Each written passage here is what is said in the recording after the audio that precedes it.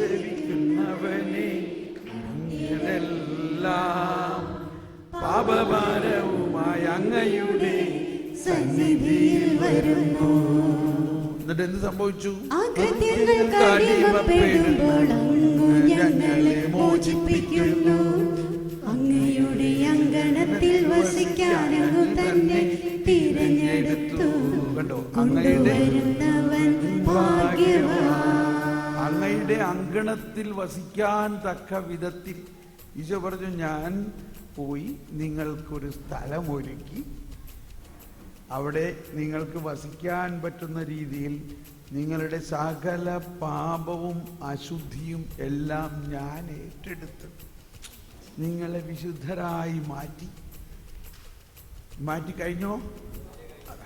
യേശുവിന് 1000 വർഷം മുമ്പ് അവർ തുള്ളിച്ചാടി പാടുന്നതാണ്. ഇത് യുഗാന്ത്യത്തെക്കുറിച്ചുള്ള കാര്യമാണ്. അതൊക്കെയാണ് നമ്മൾ പഠിക്കാൻ പോകുന്നത്. ആ യുഗാന്ത്യത്തിൽ വരാൻ പോകുന്ന പുതിയ ആകാശം, പുതിയ ഭൂമി. എന്താണ് അവിടെ കാണുന്നത്? കണ്ടോ, ആട്ടിൻകൂട്ടങ്ങൾ. ഏത് ആട്ടിൻകൂട്ടങ്ങൾ? ആ മലയുടെ മുകളിൽ അവിടെ നിന്നൊരു നദി ഒഴുകുന്നു. എന്താണ് ആ നദി ഒഴുകുന്നത്? ആട്ടിൻകൂട്ടങ്ങളെ കൊണ്ട് ആവൃതമാകുന്നു. താഴ്വരകൾ ധാന്യം കൊണ്ട് മൂടിയിരിക്കുന്നു. സന്തോഷം കൊണ്ടവർ ആർത്തുപാടുന്നു. കൊയ്ത്ത് കഴിഞ്ഞിട്ട് എല്ലായിടത്തും ധാന്യങ്ങൾ നിറഞ്ഞിരിക്കണം. ഇതേതവസ്ഥയാണ്? അതാണ് യുഗാന്ത്യം. അതിലെ കെടാത്ത തീയിൽ നശിപ്പിച്ചു. ധാന്യം മുഴുവനും അവിടെ. ഒന്നുകൂടി പാടിയത്,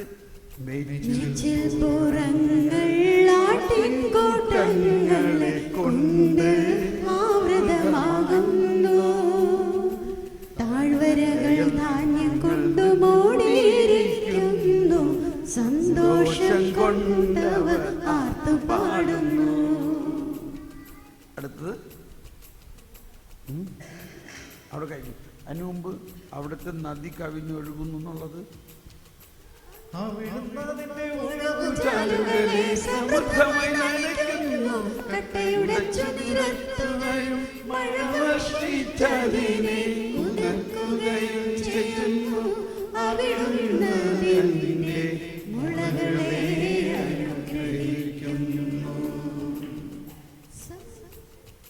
പറഞ്ഞില്ലല്ലോ. അതിന് മുമ്പാ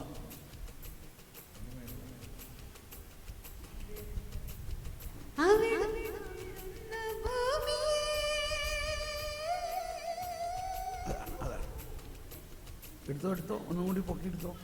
വേറെ ആരും പാടാൻ പാടില്ലെന്നുള്ളൂ.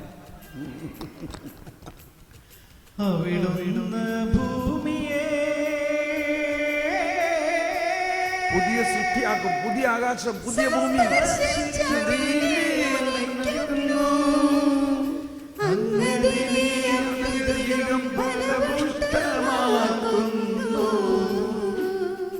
ദൈവത്തിന്റെ നദി നിറഞ്ഞൊഴുകുന്നു. ആരുടെ നദി?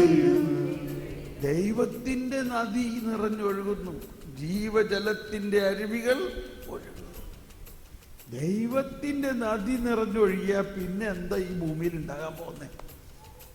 അപ്പൊ ഈ ഭൂമി മുഴുവനും ഒരു പുതിയ ആകാശം, പുതിയ ഭൂമി ആവുന്നൊക്കെ പറയണതിന്റെ അർത്ഥം എന്താ? ഇതിന് ഇനി ജ്ഞാനം കുറെ വേണം. ഒന്നുകൂടി പാടിയേ. ഭൂമിയെ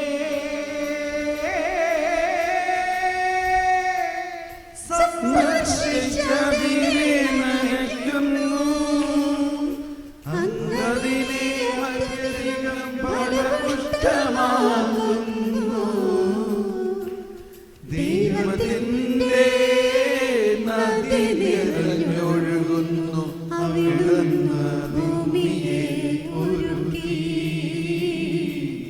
അവർക്ക് ധാന്യം നൽകുന്നു. Praise the Lord. സങ്കീർത്തനം ഇങ്ങനെ പാടാന്ന് ആരെങ്കിലും സ്വപ്നത്തിൽ വിചാരിച്ചിട്ടുണ്ടായിരുന്നോ? അപ്പോ സംഭവിക്കാത്ത, കണ്ണ് കാണാത്തതും കാത് കേൾക്കാത്ത കാര്യങ്ങളാണ്. അപ്പൊ ആദ്യത്തെ ലൈൻ ഒന്നും കൂടി പാടിയേ. എന്താ ഈ സന്തോഷത്തിന്റെ കാരണം? പ്രാർത്ഥന ശ്രവിക്കുന്നവരെ മർത്യരെല്ലാം പാപഭാരവുമായ അങ്ങയുടെ സന്നിധിയിൽ വരുന്നു. കണ്ടോ? ഒന്നുകൂടി. പ്രാർത്ഥന ശ്രവിക്കുന്നവനെ മർത്യരെല്ലാം പാപഭാരവുമായ അങ്ങയുടെ സന്നിധിയിൽ വരുന്നു. അടുത്തത്. അകൃത്യങ്ങൾക്ക് അടിമപ്പെടുമ്പോൾ അങ്ങ് ഞങ്ങളെ മോചിപ്പിക്കുന്നു. അങ്ങയുടെ അങ്കണത്തിൽ വസിക്കാൻ തന്നെ തിരഞ്ഞെടുത്തു. കൊണ്ടുവരുന്നവൻ ഭാഗ്യവാൻ. ഇതാണ് കർത്താവിൻ്റെ കരുണയാണ് മുഴുവനും. അങ്ങ് കരുണ മാത്രമാണ്. എത്ര വലിയ അകൃത്യങ്ങളുടെ ഭാരമുണ്ടായാലും കർത്താവ് അതെല്ലാം ഏറ്റെടുക്കും. പ്രാർത്ഥന ശ്രവിക്കുന്നവനെ മർത്യരെല്ലാം പാപഭാരവുമായി അങ്ങയുടെ സന്നിധിയിൽ വരുന്നു. ഓക്കെ, ഇരിക്കാം. ഇനി അല്പസമയം ഒരുപാട് നീട്ടി പറയാണ്ട് ചുരുങ്ങിയ വാക്കുകളിൽ നിങ്ങളുടെ ധ്യാനാനുഭവവും നിങ്ങൾക്ക് കിട്ടിയ പുതിയ ഉൾക്കാഴ്ചകളും പങ്കുവയ്ക്കാൻ ക്ഷണിക്കുന്നു. ഇത് പറഞ്ഞ ട്യൂൺ എന്താണെന്ന് വെച്ചാൽ ഒരിക്കൽ കൽപ്പറ്റയിലാന്ന് തോന്നുന്നു. ഒരു ഇതേമായിട്ട് നമ്മുടെ പഴയ വിശുദ്ധീകരണ ധ്യാനം ഭയങ്കര ജനം അതിൽ ഇങ്ങനെ പങ്കുവയ്ക്കാൻ പറഞ്ഞപ്പോൾ ഒരച്ഛൻ വന്നിട്ട് ഇങ്ങനെ പറയാണ്, എൻ്റെ ധ്യാനാനുഭവങ്ങൾ ഞാനൊരു കഥാപ്രസംഗ രൂപത്തിൽ അവതരിപ്പിക്കുകയാണ്. എന്നിട്ട് അച്ഛനൊരു കഥാപ്രസംഗം നടത്തി. ഇതുപോലൊരു ധ്യാനം വേറെ പരിശുദ്ധ ത്രിത്വം എന്നിൽ തന്നെ വസിക്കുന്നു. ഇതുപോലൊരു എന്നും പറഞ്ഞുകൊണ്ട് ഓരോന്നും പറഞ്ഞു. അതൊരിക്കലും മറക്കാൻ പറ്റില്ല. Praise the Lord. അത്ര നീട്ടണ്ട.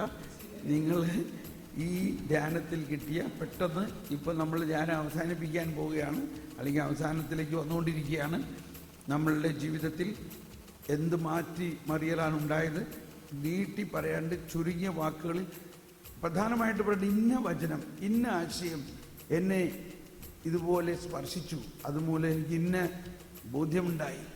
ഞാൻ മുമ്പ് ഇങ്ങനെ ചിന്തിച്ചിരുന്നത്, എന്നാൽ ഇപ്പോൾ പുതിയ ബോധ്യം എനിക്ക് കിട്ടി. Praise the Lord. വേഗം വരൂ.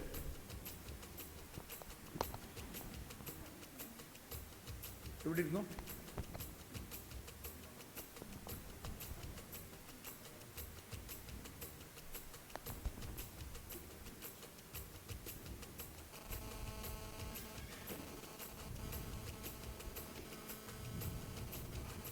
യേശു മസീഹ്